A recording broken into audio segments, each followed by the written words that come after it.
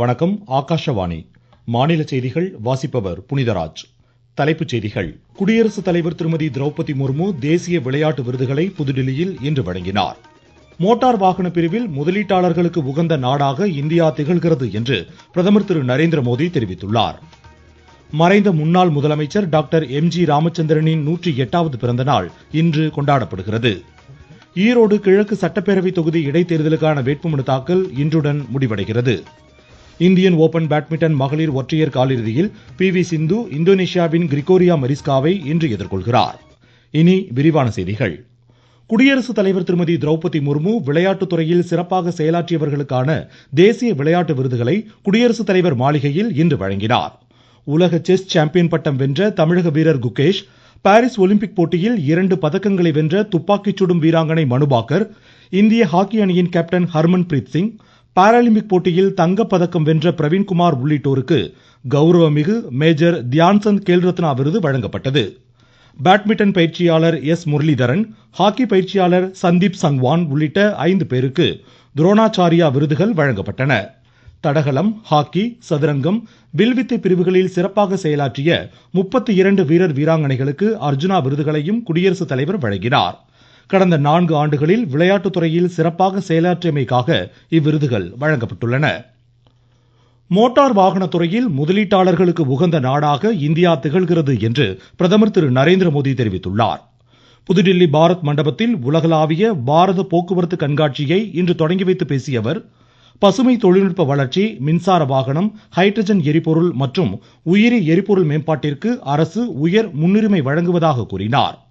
தூய்மை, நவீன தொழில்நுட்பம், பொது அணுகுமுறை, இணைப்பு, வசதி, மாசில்லா சூழல், மின்சக்தி ஆகிய 7 அம்சங்களும் இந்திய மோட்டார் வாகன பிரச்சனைகளுக்கு தீர்வாக அமையும் என்றும் பிரதமர் சுட்டிக்காட்டினார். 6 நாட்கள் நடைபெறும் இந்நிகழ்ச்சியில் வாகனத்துறையில் தொழில்நுட்ப மேம்பாட்டிற்கான ஆலோசனைகள் இடம்பெறுகின்றன. பிரதமர் திரு நரேந்திர மோடி ஸ்வமித்வா திட்டத்தின் கீழ் நில உரிமை அட்டைகளை உரிமையாளர்களுக்கு நாளை வழங்கி காணொலி மூலம் உரையாற்றுகிறார். நாடு முழுவதும் 230 மாவட்டங்களைச் சேர்ந்த 50,000த்திற்கும் மேற்பட்ட கிராமங்களில் சொத்து உரிமையாளர்களுக்கு இந்த அட்டைகள் வழங்கப்படுகின்றன. பெங்களூருவில் ஏற்படுத்தப்பட்டுள்ள புதிய அமெரிக்க தூதரகம் அந்நாட்டுடனான நட்புறவை வலுப்படுத்த பெரிதும் பயனளிக்கும் என்று வெளியுறவுத்துறை அமைச்சர் டாக்டர் எஸ். ஜெய்சங்கர் தெரிவித்துள்ளார்.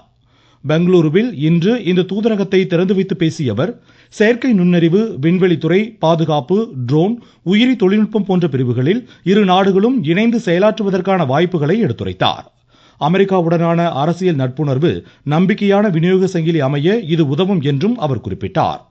தொழில்நுட்ப பிரிவில் பெங்களூரு சிறந்து விளங்குவதால் இந்த புதிய தூதரகம் பெங்களூரு மட்டுமல்லாமல் இந்தியாவிற்கே பெரிதும் பயனளிக்கும் என்றார். இந்த புதிய தூதரகம் தனது விசா சேவைகளை விரைவில் பெங்களூருவில் தொடங்கும் என்றும் நம்பிக்கை தெரிவித்தார். அமெரிக்காவின் லாஸ் ஏஞ்சல்ஸ் நகரில் இந்திய தூதரகம் விரைவில் திறக்கப்படும் என்றும் டாக்டர் எஸ். ஜெய்சங்கர் தெரிவித்தார். இந்தியாவின் பொருளாதார வளர்ச்சி வரும் நிதியாண்டில் 6.7% இருக்கும் என்று உலக வங்கி தெரிவித்துள்ளது. உலக வங்கி வெளியிட்டுள்ள சர்வதேச பொருளாதார அறிக்கையில் நடப்பு நிதியாண்டில் நம் நாட்டின் வளர்ச்சி விகிதம் 6.5% இருக்கும் என்று கூறியுள்ளது. சேவைத்துறை நிதான வளர்ச்சியுடன் முன்னேறும் என்றும் அரசு ஆதரவுடன் உற்பத்தி துறையும் மேம்படும் என்றும் கூறியுள்ள உலக வங்கியின் அறிக்கை, இதனால் அடுத்த 2 ஆண்டுகளில் வளர்ச்சி 6.7% இருக்கக்கூடும் என்றும் கணித்துள்ளது. உலகளாவிய ஒட்டுமொத்த உள்நாட்டு வளர்ச்சி கடந்த 2023ஆம் ஆண்டு முதல் 2.7% தேங்கி இருக்கும் நிலையில் வேகமான பொருளாதார வளர்ச்சி நாடாக இந்தியா திகழ்கிறது என்றும் இந்த அறிக்கை கூறியுள்ளது. இந்தியாவிற்கு அடுத்தபடியாக சீனா 4.5% வளர்ச்சி அடையும் என்றும் உலக வங்கி தெரிவித்துள்ளது. உலகளாவிய பெரிய பொருளாதார நாடான அமெரிக்காவின் வளர்ச்சி விகிதம் 2.3% இந்த ஆண்டு குறையும் எனவும் அடுத்த ஆண்டு அது 2% இருக்கும் என்றும் உலக வங்கி மேலும் கணித்துள்ளது. பிரயாக்ராஜில் நடைபெறும் மகா கும்ப நிகழ்வில் பக்தர்களுக்கும் யாத்ரீகர்களுக்கும் மருத்துவ சேவைகளுக்கான சிறப்பு ஏற்பாடுகளை அரசு மேற்கொண்டுள்ளது. இதன் ஒரு பகுதியாக மகா கும்ப மைதானத்தில் 100 படுக்கைகள் கொண்ட மத்திய மருத்துவமனை ஏற்படுத்தப்பட்டுள்ளது. மகளிர், குழந்தைகள், ஆண்கள் ஆகியோருக்கு தனித்தனி பிரிவுகள் இம்மருத்துவமனையில் உள்ளதாகவும் அவசர சிகிச்சை, தீவிர சிகிச்சை பிரிவுகள் இதில் இடம்பெற்றிருப்பதாகவும் இம்மருத்துவமனையின் ஒருங்கிணைப்பு அலுவலர் டாக்டர் கௌரவ் துபே தெரிவித்துள்ளார். இந்தியாவிற்கு அரசுமுறை பயணம் மேற்கொண்டுள்ள சிங்கப்பூர் அதிபர் தர்மன் சண்முகரத்தினம் ஒடிசா மாநிலத்தில் உலக திறன் மையத்தையும் பாரத் பயோடெக் தடுப்பூசி தயாரிப்பு ஆலையையும் இன்று பார்வையிடுகிறார். கோனார்க் சூரியனார் கோவில் உள்ளிட்ட வரலாற்று சிறப்புமிக்க பகுதிகளுக்கும் அவர் செல்கிறார். அல்குவாதீர் பல்கலைக்கழக அறக்கட்டளை வழக்கில் பாகிஸ்தான் முன்னாள் பிரதமர் இம்ரான்கானிற்கு 14 ஆண்டுகள் சிறை தண்டனை விதித்து அந்நாட்டு நீதிமன்றம் தீர்ப்பளித்துள்ளது. அவரது மனைவிக்கு 7 ஆண்டுகள் சிறை தண்டனை விதிக்கப்பட்டுள்ளது. இருவருக்கும் அபராத தொகையும் விதித்து நீதிமன்றம் ஆணையிட்டுள்ளது. தேசிய அகண்ட அலைவரிசை திட்டத்தின் 2வது கட்ட விரிவாக்கத்தை மத்திய தொலைத்தொடர்புத்துறை அமைச்சர் திரு ஜோதிர் ஆதித்ய சிந்தியா புதுடில்லியில் இன்று தொடங்கி வைத்தார். தொலைத்தொடர்பு சேவைகளை எளிதாக்கவும் இணையதள மோசடிகளை தடுக்கும் வகையிலும் சஞ்சார் சாத்தி கைபேசி செயலியையும் அமைச்சர் அறிமுகம் செய்தார். நீங்கள் கேட்டுக்கொண்டிருப்பது ஆகாஷவாணியின் மாநில செய்தி அறிக்கை.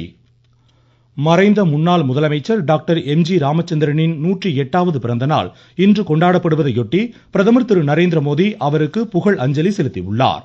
ஏழை மக்களுக்கு அதிகாரம் அளித்து சிறந்த சமுதாயத்தை கட்டமைக்க டாக்டர் எம்.ஜி. ராமச்சந்திரன் மேற்கொண்ட முயற்சிகளால் தாம் ஈர்க்கப்பட்டதாக பிரதமர் வெளியிட்டுள்ள சமூக வலைதள பதிவில் குறிப்பிட்டுள்ளார். மத்திய தகவல் ஒலிபரப்புத்துறை இணையமைச்சர் டாக்டர் எல். முருகன் விடுத்துள்ள செய்தியில், தமிழ் திரையுலகின் உச்ச நட்சத்திரமாகவும் தமிழக மக்கள் மனதில் இடம்பெற்ற தலைவராகவும் எம்ஜிஆர் திகழ்ந்தார் என்று புகழாரம் சூட்டியுள்ளார். தமது திரைப்படங்கள் வாயிலாக புரட்சிகரமான கருத்துக்களை மக்களிடம் கொண்டு சேர்த்த அவரது அளப்பரிய பணிகளை நினைவு கூர்வதாக அமைச்சர் தெரிவித்துள்ளார்.